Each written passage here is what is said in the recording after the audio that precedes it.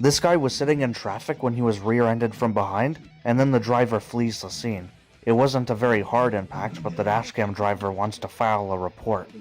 The dashcam driver then follows them, and this turns into an extreme case of road rage. In most cases, I don't recommend that you go after these hit-and-run drivers, as a lot of them are unhinged. Especially the one in this video, so just call the cops and get their plate. Finally, after being followed for a while, they pull over to road rage. The woman who is driving the car and the man passenger, both of them get out and scream at the dashcam driver. You just hit me! It doesn't matter! I want a report! I don't care! No! I'm gonna follow you to wherever you go! For hitting me! I don't care! You hit me!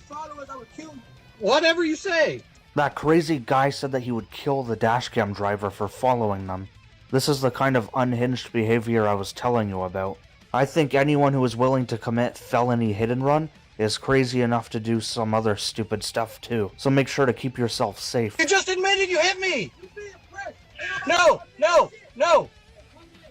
And if you thought things were bad enough, they get even crazier when the woman throws a soda can. Michigan license, now she just threw a can into my windshield.